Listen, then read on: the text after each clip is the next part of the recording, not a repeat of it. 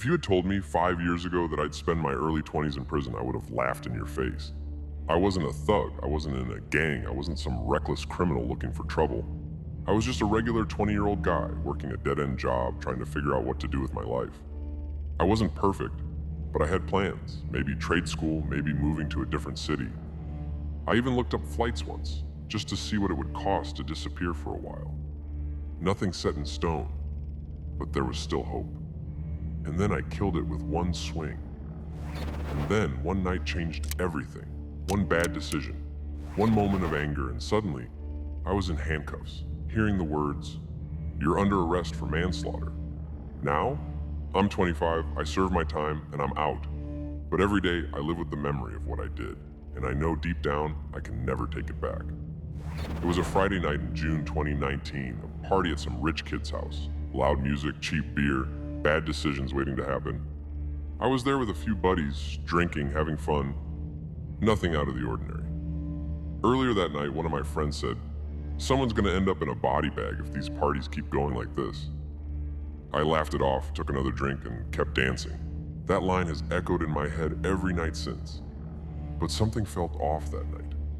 Maybe it was the way people were drinking, like they were trying to forget something. Or maybe it was just me, antsy, tense, like my skin didn't fit right. I should have gone home.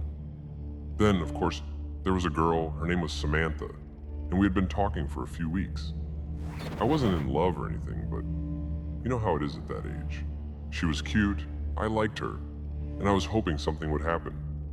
And then I saw her, dancing with another guy. Not just any guy, Kyle Morrison. Kyle was one of those guys who had it all. Rich parents, brand new car, a full ride to college. I remembered in 5th grade, Kyle let me borrow a pencil on test day. Dumb, I know. But back then he wasn't a jerk. We were just kids. It's weird what your brain pulls up right before everything goes dark. I knew him from high school. We were never friends, but we ran in the same circles. And Kyle, he loved to act like he was better than everyone else. When he saw me watching him, he grinned, whispered something in Samantha's ear. She laughed. That was it. Something in me snapped. I walked over, shoving past people. "You got something to say, man?" I slurred, feeling the alcohol burn in my stomach. Kyle smirked. "Yeah, I said she deserves someone who isn't a broke loser." There was half a second, just one, where I almost walked away. I wish I could have grabbed that second and stretched it, lived in it, done anything else. But that second vanished. I barely even thought. I just swung. I hit Kyle hard. I expected him to hit me back. I wanted to fight. Instead, he stumbled, lost his balance, and his head slammed against the curb. The sound was like a watermelon splitting open. Everything stopped. 1 second, he was a cocky, rich kid running his mouth. The next, he was lying in a pool of blood, unconscious. Someone screamed. Music cut out. People started backing away like I had pulled a gun. A girl dropped her phone. Someone grabbed Samantha and pulled her behind them. I could barely hear over my own heartbeat. He wasn't moving. No one came to help him. They just stared at me like I was a monster. And the worst part? I just stood there, frozen. My brain kept saying, it was just a punch, just one punch. But my gut, it already knew. This wasn't just some schoolyard brawl, this was different. The kind of different you don't come back from. Someone called 911, I still don't know who. The cops showed up fast, too fast. Kyle was still breathing, but barely. They tackled me before I could even think about running. My cheeks scraped against the pavement. I could taste blood in my mouth, hear sirens in the distance, and someone shouting, "He's not moving!" I wanted to scream, to explain, but my voice was gone. My face was pressed against the pavement. I remember the gravel cutting into my cheek. One cop was yelling, the other was reading my rights, but all I heard was Kyle's name being screamed in the background. His friends were yelling at me, calling me a murderer. I wasn't. At least I didn't think I was. The ride in the back of the police cruiser was dead silent. The officer didn't speak. I stared at the cage between us. My reflection looked like a stranger. That's when it hit me. I couldn't undo it. I saw Samantha at the courthouse once. She couldn't look me in the eye. Didn't even flinch when I passed by. I don't blame her. I wouldn't look at me either. That first night in the holding cell, I didn't sleep. I didn't cry either. I just sat there on a metal bench, replaying everything over and over. I couldn't even tell if I was more scared or ashamed. I think I whispered, "What did I do?" about 50 times. No one answered. Then, 3 days later, Kyle died in the hospital. And just like that, my charge went from assault to manslaughter. My mom found out from the news before the police called her. She said she dropped the coffee mug in her hand and it shattered against the floor. "Tell me it's not true," she whispered when they brought her to see me. I didn't say anything. I couldn't. Kyle's parents were rich and powerful. Mine, not so much. I had a public defender who told me straight up, "The prosecutor wants to make an example out of you." He had files stacked 3 feet high on his desk, barely looked at me. "You've never been in trouble before, huh?" I nodded. "That doesn't help us," he said. I realized in that moment, this wasn't about truth. It was about damage control. My name was everywhere. People I barely knew from high school were posting about me online. Murderer, psycho, lowlife. Nobody cared what actually happened. All they saw was a rich kid dead and a broke kid guilty. No one asked about the truth. Kyle's family wanted justice, and justice meant locking me away for as long as possible. I took a plea deal, 5 years in prison instead of risking 20. She came to one of the hearings, wore her old church dress, sat 2 rows behind me, didn't say a word, just looked straight ahead, hands clutched so tight they shook. When the judge read my sentence, I turned around and saw my mom sobbing. As they escorted me out in cuffs, someone in the courtroom yelled, "You killed him!" I didn't turn around, but I felt every pair of eyes in that room on my back like bullets. It wasn't a sentence. It was a public execution. And in that moment, I realized I had ruined my life, all over a stupid punch. I remembered being 10 years old, building Lego towers on the living room carpet while my mom cooked dinner. That boy didn't know anything about violence, regret, or prisons. That boy died the night Kyle did. I walked into prison at 20 years old, a skinny kid who had never been in a real fight outside of the one that put me there. And in there, everyone is watching. I learned fast. Don't talk too much. Don't owe anyone favors. Never show weakness. I met a guy named Julio. He said he killed his brother over a poker game. Wasn't even mad, he told me. It was just reflex. Now I gotta live with that forever. I nodded. That word, reflex, it stuck with me. That's all it takes. First week, a guy threw my food tray on the floor just to see what I'd do.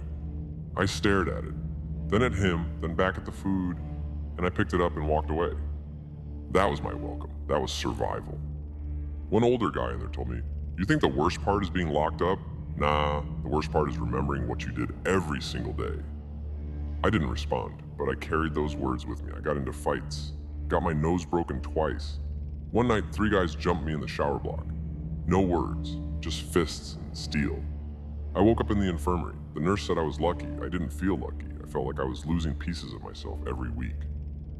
I saw guys get stabbed over nothing. One morning during roll call, a guy didn't move. Not from sleep, he was cold. Blue lips. No one reacted. The guards barely looked at him. They just marked a note on a clipboard and kept going. That's when I realized how normal death was in there. The days blurred together. Wake up, eat fast, survive the yard, watch your back, sleep with one eye open, repeat. I stopped counting how long I'd been in. The calendar in my cell stayed stuck in the same month for a year. I didn't care. And every night I lay in my cell, staring at the ceiling, thinking about Kyle Morrison, thinking about his family, his friends, the life I stole from him, all over a drunken punch. One night I screamed into my pillow until my throat burned. Not because anyone hurt me, but because I couldn't scream that night at the party, couldn't stop myself, couldn't save him, couldn't undo it. Sometimes in the dream, he's still lying there, eyes open. Sometimes he gets up and walks toward me, blood still dripping down his neck. He never says anything, just stares. Once, in a dream, he spoke. He looked me straight in the eye and said, "Why?" That was it, just one word. But I woke up screaming, and I always wake up gasping for air. 5 years later, I walked out of prison a different person. I had no friends left, no job, no idea what to do with myself. I had a chance to go back to school. Someone offered to help. I didn't follow through. Felt like I didn't deserve to rebuild anything. I sabotaged every good thing before it could start. Because here's the thing they don't tell you. When you get out, you're never really free. I remember the first sunset I saw outside. It was just orange light on a brick wall. But it hit me so hard, I had to sit down. I didn't cry, I just breathed. Long and slow. It was the first time I felt air that didn't belong to a cage. I got one letter in prison, from a girl I barely knew in high school. She said, "I don't know what happened that night, but I hope you find peace." I read it 5 times, then ripped it up. I didn't feel like I deserved peace. Even now, I still check behind me when I walk at night. I know there's no one following me, but my body doesn't believe it. It's like my brain got rewired. I live in peace, but I exist in panic. I applied for a job washing dishes. Guy looked at my application, smiled politely, then slid it back across the counter. "We'll let you know," he said, but he didn't even ask for my number. I have to live with what I did. I see Kyle's face every night in my dreams. I wrote my mom a letter once from prison. Poured my heart into it, apologies, memories, everything. Folded it, sealed it, then tore it up 5 minutes later. I didn't think I had the right to ask her for anything. Not even forgiveness. I wonder if his family still hates me. And I don't blame them. I think about his parents waking up to an empty room, setting a plate at a table that never gets used. All because I couldn't keep my anger in check for 10 seconds. If someone had killed my son, I'd never forgive them either. I saw Samantha once, years later, in a grocery store. She didn't notice me. She was laughing with someone. And for a second, I imagined a world where I never swung, where that laugh was still mine to hear. People always say, "I'd never do something like that." I used to say that too.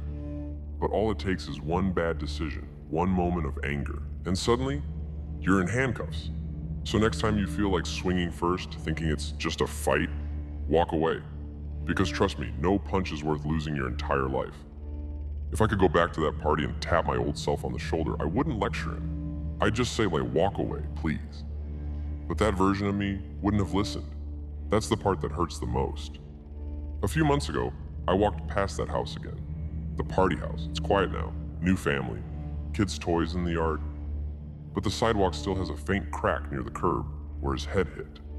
I looked at it for a long time. Then I walked away. This time I didn't swing. I carry his face with me. Not the blood, not the fall, but that one split second before it happened, when he smiled like he was untouchable. That's the moment frozen in my mind, and that's the one that breaks me.